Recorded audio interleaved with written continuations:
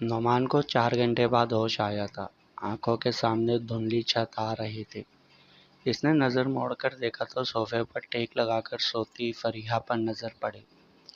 مشکل سے کروٹ لے کر اسے دیکھنے لگا۔ اس کے چہرے کی تھکن، اس کا تھکا تھکا وجود بھی کتنا خوبصورت لگ رہا تھا۔ جب نرس نے ایک دم دروازہ کھولا تو شور کی آواز سن کر اس کی آنکھ کھل گئی۔ نعمان نے خفا نظر سے نرس کو دیکھا جو جا چکی تھی۔ اس نے آنکھیں ملتے بیڈ کو دیکھا تو وہ اسے ہاتھ ہلا رہا تھا۔ نعمان، آپ کو ہوش آ گیا؟ درد تو نہیں ہو رہا زیادہ؟ آپ کا بی پی چیک کرتی ہوں۔ وہ بی پی آپریٹس پکڑنے لگی جب اس نے اسے کھینچا اور وہ اس کے اوپر ہی آ گئی۔ اتنے قریب سے وہ اس کا ایک ایک نقش دیکھ رہا تھا، پھر جھک کر اس کے لبوں کو اپنے حصار میں لے لیا۔ مزاحمت کرنے کے بجائے فریحہ بھی آنکھیں موند کر بس اسے جبس کر لینا چاہتی تھی۔ 1 سال پہلے کی غلطی کی وہ تلافی چاہتی تھی۔ ہر گزرتے لمحے کے ساتھ شدت بڑھتی جا رہی تھی کہ فریحہ کسی احساس کے تحت اس سے دور ہو گئی۔ ہاسپٹل ہے۔ وہ مسکراتا آٹو پر انگوٹھا پھیرنے لگا۔ فریحہ تھوڑا اور اس کے قریب ہوئی۔ اس کے سینے پر انگلی سے لکیریں کھینچنے لگی۔ آئی لو یو۔ پتہ ہے میں کتنا ڈر گئی تھی آپ کو ایسے دیکھ کر۔ اگر آپ کو کچھ ہو جاتا تو منان کا کیا ہوتا؟ ابھی بھی اکیلا ہوگا۔ اچھا تو یہ بات ہے۔ جناب کو اتنا پیار اس لیے آ رہا تھا۔ نعمان کے چہرے پر دل فریب مسکراہٹ آ گئی تھی۔ فریحہ نے اس کے گال پر کس کیا۔ آپ تو اتنے اچھے ہو اور آپ کے ڈر کی وجہ سے اسٹاف اس کا خیال رکھتا ہے، مگر ابھی تو آپ یہاں ہو، اس کا خیال پتہ نہیں ٹھیک سے رکھ رہے ہوں گے یا نہیں۔ نعمان نے بھی مصنوعی پریشانی سے سر ہلایا۔ فریحہ کو بات بنتی نظر آ رہی تھی۔ تو ایک کام کریں نا، منان کو یہیں بلا لیں۔ میں ہوں نا یہاں اس کی ماں۔ تم اس کی ماں نہیں ہو، تم نے اسے بھوکا روتا چھوڑ دیا تھا۔ فریحہ کا کھلکھلاتا چہرہ اتر گیا تھا۔ نعمان معاف کر دینا اس بات کے لیے۔ فریحہ، میں تمہیں معاف کرنا چاہتا ہوں، مگر جب مجھے منان کی بھوک سے رونے کی آواز آتی ہے نا، مجھے ایک لمحے کے لیے تم سے نفرت ہونے لگتی ہے۔ وہ میرا بیٹا ہے، تم اسے مارنے والی تھی۔ تمہیں تمہارا فیوچر، تمہارا گول، تمہارا فگر۔ یہ بات نہ کریں۔ میں منان کو اس دنیا میں اس لیے نہیں لانا چاہتی تھی کہ مجھے ڈر تھا میں اسے کیسے اس کا مقام دلوا پاؤں گی۔ منان نعمان شیرازی، یہی مقام ہے اس کا، اور اس کا باپ اس کو معاشرے میں بھی اس کا مقام دلا دے گا۔ وہ رخ موڑ گیا تھا۔ وہ چند لمحے اسے دیکھتی رہی، پھر اس کے گال پر جھک کر اسے چھوتی وہاں سے چلی گئی۔ تم بہت ڈرپوک ہو۔ جس دن اپنے دل سے اپنے بھائی کا ڈر نکال کر اپنے شوہر اور بیٹے کی محبت کو لے آؤ گی، اس دن منان کو تمہارے حوالے کر دوں گا۔ مرزا کو ہاسپٹل لایا گیا تھا۔ مہتاب نے دانیال کو بھی فون کر کے بلا لیا تھا۔ اس کا اندر چیک اپ ہو رہا تھا۔ کچھ دیر بعد ڈاکٹر باہر آیا۔ ان کی باڈی میں زہر انجیکٹ کیا گیا ہے، اور وہ زہر بھی بہت خطرناک ہے، جس کی اینٹی ڈوٹ یہاں موجود نہیں ہے۔ کیا؟ تو کہاں سے ملے گا اس کا اینٹی ڈوٹ؟ دانیال نے گھبراتے ہوئے پوچھا۔ کسی اور شہر سے میں نے پتہ کروایا ہے، لاہور میں نہیں ہے۔ انہوں نے اس کے حوالے ایک چٹ کر دی۔ میں کراچی سے پتہ کرتا ہوں، تم اسلام آباد سے۔ فون نکالتے وہ دونوں مخالف سمت میں چل دیے تھے۔ ہیر کو گھر میں بے چینی نے گھیر لیا تھا۔ اسے کچھ بھی سمجھ نہیں آ رہا تھا، جب اچانک دروازہ بجنے لگا۔ ایک تو آدھی رات، اوپر سے بجتا دروازہ۔ کون ہے؟ حوالدار انسپکٹر دانیال نے کہا ہے آپ کو ہسپتال لے آؤں۔ اس نے ڈرتے ہوئے اس سے پوچھا، کیوں؟ مرزا ہسپتال میں ہے، انہیں زہر دیا گیا ہے، تو کچھ ضروری کاغذات ہیں جن پر ان کے گھر والوں کے دستخط چاہیے، تو اس لیے انہوں نے آپ کو لینے بھیجا ہے۔ اس کے ہاتھ ساکن ہو کر وہیں گر گئے تھے۔ زہر؟ بابو کو زہر کس نے دیا؟ دوپٹہ سر پر لیتی وہ باہر کی جانب بھاگی۔ منال، تم نوشی سے بات کرو نا، اس کا برین واش کرو کہ مہتاب جب واپس آئے تو تمہیں اس سے اپنا حق مانگنا چاہیے، اس سے کہنا چاہیے نکاح کرو مجھ سے، اپناؤ مجھے، تم سائیکاٹرسٹ ہو، تم تو کسی کا بھی برین واش کر سکتی ہو، اس کا کر دو، اسے مجھ سے نکاح کرنے پر آمادہ کر دو پلیز۔ وہ گاڑی چلا رہی تھی اور ذہن میں مہتاب کے کل کہے گئے الفاظ گھوم رہے تھے۔ نوشین کے آنے کے بعد تو وہ بالکل ہی بدل گیا تھا۔ میں تو ایسے ہو گئی ہوں جیسے ہوں ہی نہیں، ہم کتنے اچھے دوست تھے، اور مہتاب نے مجھ سے ہاں بھی تو کی تھی، کیا میں اپنا حق نہیں مانگ سکتی؟ شاید نہیں، اس پر پہلا حق نوشین کا ہی ہے۔ وہ سوچوں میں الجھی گھر واپس جا رہی تھی جب راستے میں سڑک کے کنارے کوئی رکوع میں جھکا لمبے لمبے سانس لے رہا تھا۔ سیاہ لباس میں وہ سیاہ ہیولا ہی لگ رہا تھا۔ سڑک پر گاڑیاں آ جا رہی تھیں مگر اس پر کوئی دھیان نہیں دے رہا تھا۔ وہ بھی اگنور کرتی آگے بڑھ گئی، لیکن ایک تجسس کے تحت اس نے پیچھے مڑ کر دیکھا تو وہ نیچے گرتا جا رہا تھا اور آخر زمین بوس ہو گیا۔ اس نے ایک دم گاڑی روکی، پانی کی بوتل لیتی وہ اس کی جانب گئی۔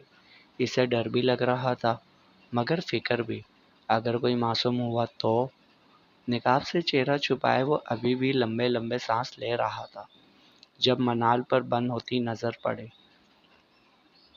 ہاتھ میں بوتل دیکھی تو ہاتھ بڑھا دیا۔ پانی؟ یہ سن کر منال گھٹنوں کے بل بیٹھی، بوتل اس کے منہ سے لگا دی۔ اسی دوران منال نے اپنے فون کی ٹارچ بھی آن کر لی تھی۔ اس کے وجود پر روشنی ڈالتے نظر پیٹ پر جا کر رک گئی، جہاں چاقو کپڑے پھاڑ کر اندر تک دھسایا گیا تھا۔ وہ کبھی زخم کو دیکھتی تو کبھی ماسک میں چھپے انسان کو، جو مشکل سے ماسک کے نیچے سے پانی کے گھونٹ گلے سے اتار رہا تھا۔ تم زخمی ہو، کیا ہوا ہے؟ علیم نے مکمل آنکھیں کھول کر اسے دیکھنے کی کوشش کی تو چند دن پہلے اسپتال کے باہر فٹ پاتھ پر بیٹھی روتی لڑکی یاد آ گئی۔ وہ چند لمحے اسے دیکھتا رہا، جب اس نے اس کے زخم کو چھوا۔ آہ، سوری، یہ کیسے ہوا ہے؟ راہ زنی، لاہور سے واپس اپنے گھر جا رہا تھا تو راستے میں کچھ ڈاکو آ گئے، میری بائک چھینی اور مجھے مار کر بھاگ گئے۔ سنسان راہ سے بڑی مشکل سے یہاں پہنچا ہوں۔ چلو میں تمہیں اسپتال لے جاتی ہوں۔ اس کی بات پر اس نے نفی میں سر ہلا دیا۔ نہیں، وہاں پولیس آ جائے گی، تحقیقات کرے گی، سوالات کرے گی، اور میں نے ان کے چہرے نہیں دیکھے، اور میں اس حالت میں نہیں ہوں کہ بیان دے سکوں۔ مجھے میرے گھر جانا ہے، بہت ضروری۔ لیکن اس زخم کے ساتھ کیسے جاؤ گے؟ اسے بس اس کے پیٹ پر بڑا سا گھاؤ نظر آ رہا تھا۔ میں چلا جاؤں گا۔ وہ واپس اٹھنے لگا مگر بازو نڈال ہو گئے تھے، ٹانگیں جان چھوڑ رہی تھیں۔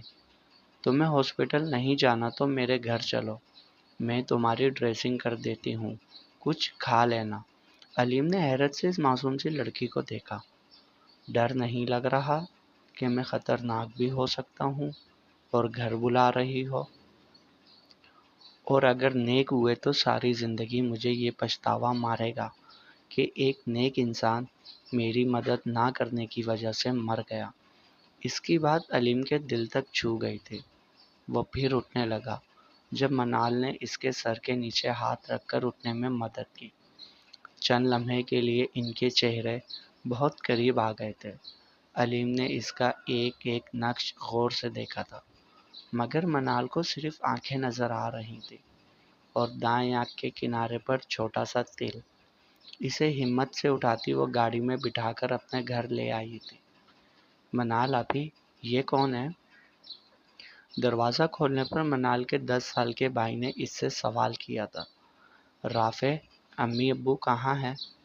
آپ ہی، وہ تو سرفراز انکل کی ڈیٹ پر چلے گئے، آپ کو فون کیا تھا مگر بند جا رہا تھا، ابھی تھوڑی دیر پہلے گئے ہیں، انہیں ہارٹ اٹیک ہوا ہے۔ افسوس. اچھا میری مدد کرو, بھائی کو اندر لے کر جاؤ, انہیں چوٹ لگی ہے. رافع نے آگے بڑھ کر ہمدردی سے علیم کو ایک سائڈ سے پکڑا جس پر اس نے نقاب میں قید ہونٹوں پر مسکان سجا لی تھی. اسے صوفے پر دراز کرنے کے بعد وہ کمرے میں چلی گئی. رافع ان کی شرٹ کے بٹن کھولو. رافع نے حیرت سے علیم کو دیکھا جو اسے ہی دیکھ رہا تھا. میں آپ کی شرٹ کے بٹن کھول دوں؟ اس نے اس بات میں سر ہلا دیا. پھر تو آپ ہی کے سامنے آپ کی شیم شیم ہو جائے گی. اس بات پر علیم کھل کر ہنس دیا تھا جس سے زخم میں درد اور بڑھ گیا تھا, مگر وہ ہنستا رہا تھا. نہیں ہوگی, صرف نیچے سے کھولو. رافع نے بٹن کھول کر اس کا زخم برہنہ کر دیا تھا. ہائے, اتنا بڑا کس نے مارا؟ میری غلطی کی وجہ سے لگا. تب تک منال بھی فرسٹ ایڈ باکس لے آئی تھی. آپ ہی میرا سائنس کا ٹیسٹ ہے, میں جا رہا ہوں پڑھنے. رافع کے جانے کے بعد وہ روئی سے اس کا زخم صاف کر رہی تھی اور علیم اس کے خاموش بجھے بجھے چہرے کو دیکھ رہا تھا. اس دن اسپتال کے باہر کیوں روئی تھی؟ منال نے حیرت سے اسے دیکھا. جی؟ جس پر وہ مسکراتا نفی میں سر ہلا گیا. وہ دوبارہ سے ڈریسنگ کرنے لگی, اس کی پٹی کی, پھر کچن گئی, اس کے لیے دودھ بنایا اور اسے دینے کے بعد مڑی ہی تھی کہ اس کا فون بجا. وہ کان سے لگاتی دوسری سائڈ چلی گئی. علیم نے اپنی پینٹ کی پاکٹ کو دیکھا اور انجیکشن دیکھا جو بھرا ہوا تھا سفید پانی سے. اوہ شٹ, یہ تو بے ہوشی والا انجیکشن ہے. تو یعنی ایس پی مرزا کی گردن میں زہر انجیکٹ ہو گیا. اوہ نو, علیم تو اتنی بڑی غلطی کیسے کر سکتا ہے؟ زخم پر ہاتھ رکھتا وہ اٹھ گیا تھا. واٹ؟ وہ کیسے؟ اس کی باڈی میں زہر؟ منال کے ہوش اڑ گئے تھے مہتاب کی بات سن کر. ہاں یار, کل نعمان شرازی کے خلاف ایڈوکیٹ فرحت خان کیس فائل کرنے والے تھے اور آج ان پر جان لیوا حملہ ہو گیا. مرزا ہمارے ساتھ ہی تفتیش کر رہا تھا. ایڈوکیٹ کے پاس ایک چاقو ملا اور انہوں نے شاید اس آدمی کو مارا ہے اس چاقو سے. منال کے کان سائیں سائیں کرنے لگے تھے جب اسے گردن میں کچھ چبھا. پیچھے والے نے گرفت اتنی مضبوط رکھی تھی کہ وہ زمین پر گری نہیں, اس کی باہوں میں ہی رہ گئی تھی. وہ بے ہوش ہو گئی تھی جب علیم نے اس کے چہرے سے بال ہٹائے. Sorry kind princess. مگر علیم اپنے آپ پر کام کے وقت جذبات مسلط نہیں ہونے دیتا. نرمی سے اسے صوفے پر لٹایا, پینٹ کی پاکٹ میں کاغذات چیک کیے اور وہاں سے نکل گیا اگلے لاہے عمل کے لیے.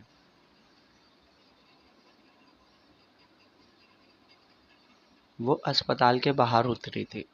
دل تھا کہ بس کسی بھی وقت بند ہو سکتا تھا. اس نے گلہ آمیز نظر آسمان کی طرف اٹھائی. آپ کی حفاظت میں دیا تھا, یہاں کیسے آ گیا؟ وہ من کے قدم اٹھاتی اسپتال کے اندر جا رہے تھے. سپاہی نے اسے وارڈ سے گزارتا آئی سی یو کے سامنے لے آیا تھا جہاں دانیال اور مہتاب دونوں ہی فون پر کچھ باتیں کر رہے تھے. جب دانیال کی نظر اس پر پڑی, وہ فون بند کرتا ایک کاغذ اس کی جانب بڑھا گیا. بھابھی, اس پر دستخط کر دیں تاکہ مرزا کا علاج شروع ہو سکے. اس نے نم آنکھوں سے اسے دیکھا, چپ چاپ کاغذ پکڑ لیا. دانیال تبھی فون کان سے لگاتا ایک سائڈ پر ہو گیا. جی فرحین, بولیں. وہ انٹی پوچھ رہی تھی کہ کب تک گھر آئیں گے. اس نے گہرا سانس لیا. مجھے دیر ہو جائے گی, مرزا ہاسپٹل میں ہے, اسے زہر دیا گیا ہے. کیا؟ کب؟ کیسے؟ ہیر آپا کیسی ہیں؟ اس نے رخ پلٹ کر ہیر کو دیکھا جو کاغذ کو گھورے جا رہے تھے. بہت پریشان ہے, انہیں فارم دیا گیا ہے, ان کی ہمت نہیں ہو رہی سائن کرنے کی. ہیر آپا سائن کر بھی نہیں سکتی, وہ ان پڑھ ہیں, انہیں پڑھنا نہیں آتا. دانیال کو حیرت کا شدید جھٹکا لگا تھا, اس لیے وہ ایسے کھڑی تھی. اس نے فون رکھا اور اس کی جانب آ گیا. پیپر پکڑا, تھم انک بھی وہ لے آیا تھا. بھابھی, اس میں لکھا ہے کہ اگر علاج کے دوران مرزا کو کچھ ہو گیا تو ہسپتال ذمہ دار نہیں ہے. اس کی حالت بہت خراب ہے۔ دانیال کو دیکھے بغیر آئی سی یو کی ونڈو سے اسے دیکھا جہاں مرزا ساکن مشینوں میں جکڑا تھا۔ اس نے شیشے پر ہاتھ لگایا۔ مرزا کھو گیا، گم ہو گیا، وقت سے چرایا تھا جو اپنا بنایا تھا، وہ تیرا وہ میرا ساتھ نبھایا تھا جو اپنا بنایا تھا، جو دریا جینی دے جینی، آنکھیں بینی رے بینی۔ شیشے کے قریب سانس لیتی، شیشے پر بھاپ سے اس کا چہرہ دھندلا ہو رہا تھا جسے وہ ہاتھ سے رگڑتی بار بار صاف کر رہی تھی۔ بھابھی پلیز، انجیکشن، میرا مطلب ٹیکہ مل گیا ہے پشاور سے، وہ آ رہا ہے، آپ اس پر دستخط کر دیں تاکہ وہ مرزا کو بچانے کی کوشش کر سکیں۔ یہ نیلے کیوں ہو رہے ہیں؟ اس نے مرزا پر نظریں مرکوز کیے کہا، جس کے ہونٹ ناخن نیلے ہو گئے تھے۔ بھابھی، اس کے جسم میں زہر پھیل رہا ہے، پلیز انگوٹھا لگا دیں۔ اس نے دانیال کی طرف دیکھا جس نے اس کے سامنے تھم انک کی۔ یہ اس پر انگوٹھا لگا دیں اور پھر اس کاغذ پر یہاں۔ اس کے کہنے کے مطابق اس نے مرزا کی جان خدا کو سونپ دی تھی اور خود اپنی گردان شروع کر دی تھی۔ اللہ اللہ اللہ۔ دانیال نے ایک نظر اس معصومہ کو دیکھا اور فارم جمع کروانے چلا گیا۔ وہ سر سے پیر تک کانپ رہی تھی، اس کا دل بند ہو رہا تھا۔ مرزا کا جسم جس مشین سے جوڑا تھا اسے نہیں پتا تھا وہ کیا ہے، وہ آڑی ترچھی لکیریں کیوں دکھا رہا ہے جو کبھی بہت سیدھی ہوتی تو درمیان میں کہیں پہاڑ جیسی کھڑی ہو جاتی۔ گنتی بھی تو آ رہی تھی۔ اس کی شہادت کی انگلی پر کوئی آلہ لگا تھا۔ اس کے ہونٹ بالکل نیلے ہو گئے تھے۔ اس نے بے ساختہ پہلے اپنے ہونٹوں کو چھوا، پھر گردن کو۔ اس کا لمس محسوس کیا۔ ابھی تو پیار شروع کیا تھا۔ ابھی کیسے جا سکتے ہیں بابو؟ جانا نہیں۔ ہیر نے سب کھویا، اپنے باپ کی شکل نہیں دیکھی۔ جب ہوش سنبھالا وہ شہید ہو گئے۔ اماں بھی چلی گئی، دادی کو بھی چھوڑ آئی ہوں۔ اب جو بھی ہے آپ ہیں اور کچھ نہیں ہے، کچھ نہیں۔ دیکھیں، خالی ہیں میرے ہاتھ۔ وہ دونوں ہاتھ شیشے پر رکھے اسے دکھا رہے تھے جو دنیا سے بیگانہ سو رہا تھا۔ تجھے میں پیار کروں اور اتنا پیار کروں کہ جب تلک میں جیوں تیرا انتظار کروں۔ تجھے میں پیار کروں اور اتنا پیار کروں۔ 2 گھنٹے گزر گئے تھے۔ وہ دیکھ رہی تھی ڈاکٹر کبھی کچھ کر رہے تھے، کبھی کوئی انجیکشن دے رہے تھے، مگر اب تو اس کے ہاتھ اور پاؤں، بازو سب نیلا ہوتا جا رہا تھا۔ اس کی دھڑکن پل پل کم ہو رہی تھی، اس کی سانس ڈوب رہی تھی۔ مرزا آنکھیں موندے اپنی زندگی دیکھ رہا تھا۔ وہ پارک کے جھولوں پر فریحہ کو جھلا رہا تھا۔ اس کی دادی اس کے صدقے واری جا رہی تھی۔ اس کی ماں اسے کھانے پر مجبور کر رہی تھی۔ اس کا باپ اس کے فرسٹ آنے پر سرشار ہو گیا تھا۔ وہ کالج جانے لگا تھا۔ وہ جرم پڑھنے لگا۔ اس کے باپ کا دوست جو ڈی ایس پی تھا اس کا قتل ہو گیا۔ اس کے والد بہت پریشان تھے۔ انہیں اس پیشے سے ڈر لگتا تھا۔ سوسائٹی کے ایک لڑکے نے چوری کی۔ مرزا نے پولیس کو بلایا اور اسے پولیس کے حوالے کر دیا۔ وہ پولیس والوں سے ملنے لگا۔ ایوب کو اس بات کا پتہ چلا تو اس نے اسے تھپڑ مارا تھا۔ اس نے اپنے باپ سے کہا اسے بھی پولیس میں جانا ہے۔ کوئی ساتھ نہیں تھا سوائے دادی کے۔ وہ پولیس والا بن گیا۔ جس دن اس نے وردی پہنی، خود کو ملک کو سونپ دیا، سارے منظر فلم کی طرح چل رہے تھے۔ ہیر اس کی زندگی میں آ گئی تھی۔ وہ اسے اچھی نہیں لگتی۔ وہ اس سے جان چھڑانا چاہتا تھا۔ وہ اس سے گھر کے کام کرواتا، اسے ڈانٹتا، مگر جب وہ سوتے میں یہ سنتا کہ چاچی اسے مارا کرتی تھی اسے برا لگتا۔ اس لیے اس نے دائم کو تکلیف دی۔ وہ چپ چاپ اس کی ہر بات ماننے لگی۔ اسے اچھا لگنے لگا۔ پھر وہ اس کے قریب جانے لگا، اس کے لمس سے آشنا ہو گیا، اسے پیار دیا اور ادھورا چھوڑ کر فرض نبھانے آ گیا۔ اس نے روکا تھا، مرزا خدا کے لیے! اس کے ساکن جسم کو جھٹکے لگنے لگے تھے۔ اس کے جسم میں درد کی ٹیسیں اٹھ رہی تھیں۔ ڈاکٹر پریشان ہو گئے تھے اور باہر ہیر: دانیال بھائی، بابو کو دورے پڑ رہے ہیں۔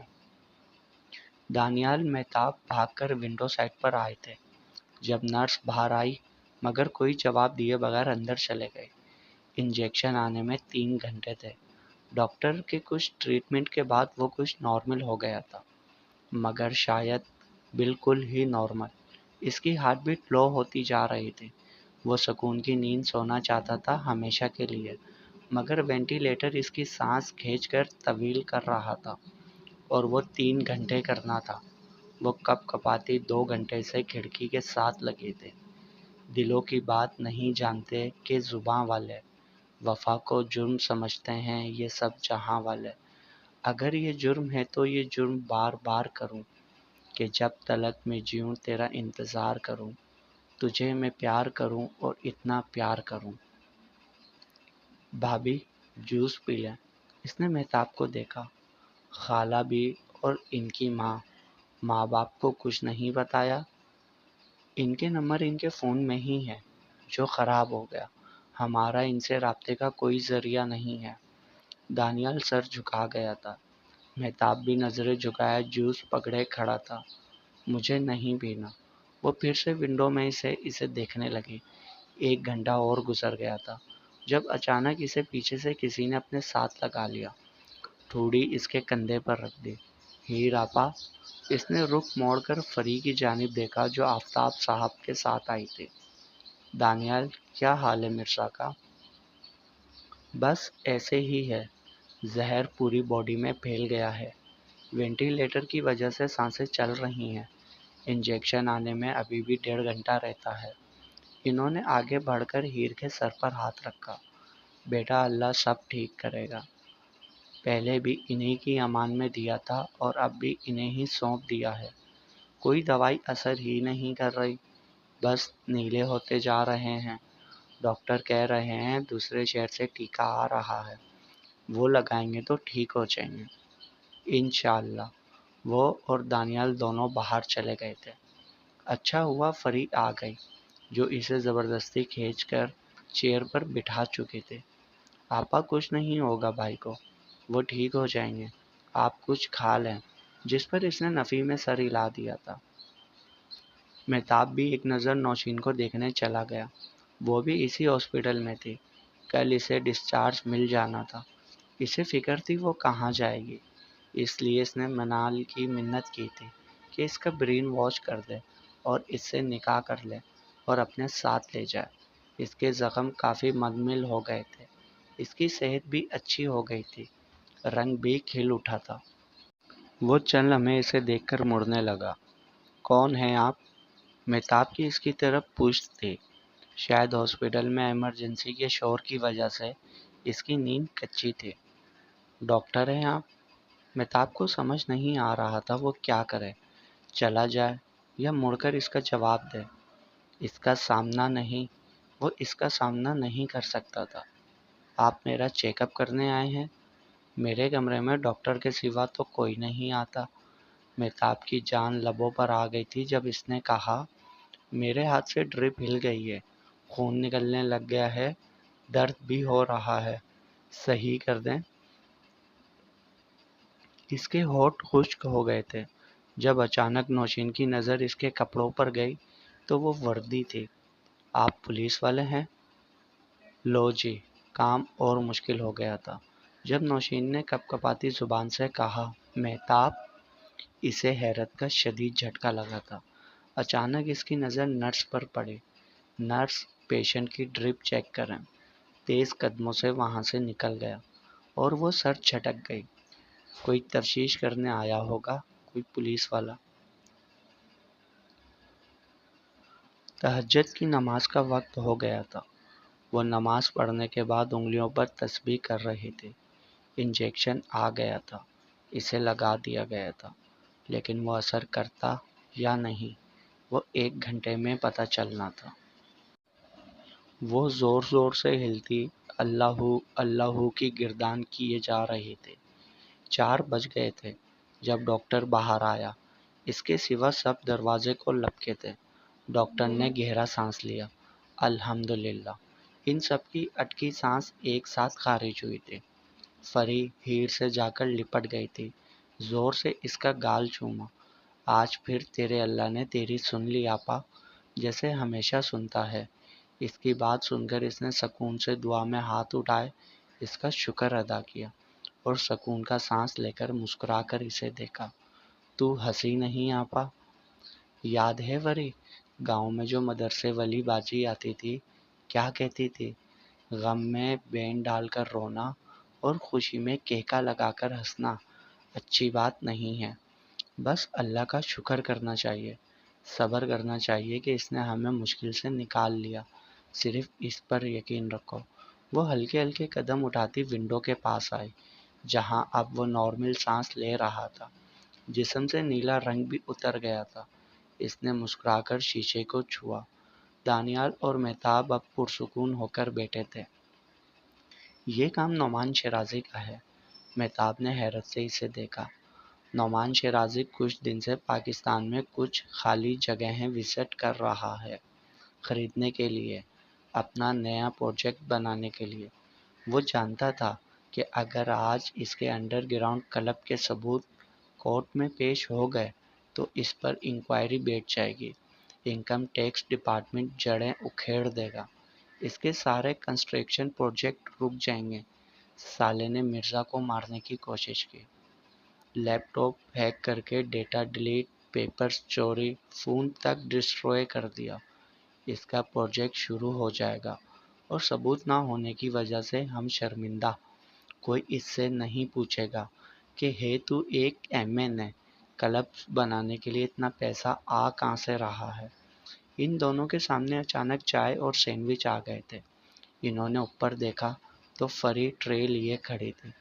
دانیال نے ایک نظر ہیر کو دیکھا اور فری کو سوالیہ نگاہوں سے، جس نے نفی میں سر ہلا دیا۔ وہ پھر سر جھکا گیا۔ مہتاب نے چائے اور ایک سینڈوچ اٹھایا اور چلا گیا۔ دانیال نے بھی کپ پکڑ لیا۔ وہ واپس جانے لگی تو اس نے ہاتھ پکڑ لیا۔ بیٹھو۔ ٹرے رکھتی وہ اس کے پاس بیٹھ گئی۔ تمہیں میرا اس دن اس طریقے سے قریب آنا اچھا نہیں لگا؟ فری نے ایک نظر اس کے چہرے کو دیکھا، پھر نظریں جھکا گئی۔ آپ کا اور میرا رشتہ صرف وقت کی ضرورت تھا، ہمدردی تھا، کچھ گھاؤ کبھی نہیں بھرتے۔ مجبوری کو مجبوری رہنے دیں، محبت کا لباس مت پہنائیں، ورنہ الگ ہونا پڑا تو نہ آپ سے ہوگا نہ مجھ سے، اور میں نہیں چاہتی ایک اچانک اور مجبوری کے رشتے میں ایک دوسرے پر مسلط ہو کر رہ جائیں۔ صرف جسمانی ضروریات کے لیے قریب آنا ٹھیک نہیں۔ اس کی آخری بات اسے تلوار کی طرح لگی تھی۔ وہ چلی گئی تھی۔ کیسے وہ اس کی محبت کو اس کی جسمانی ضرورت کہہ سکتی ہے؟ لیکن کیا وہ کرنے سے پہلے اس سے کہا تھا کہ مجھے محبت ہے؟ وہ خود سوچ میں پڑ گیا تھا۔ جاری ہے بقیہ اگلے پارٹ میں۔ تمام پارٹس پڑھنے کے لیے چینل کو سبسکرائب کریں، لائک ضرور کریں اور کمنٹس میں اپنی رائے بھی بتائیں۔ اس ناول کے تمام پارٹس چینل کی پلے لسٹ میں موجود ہیں۔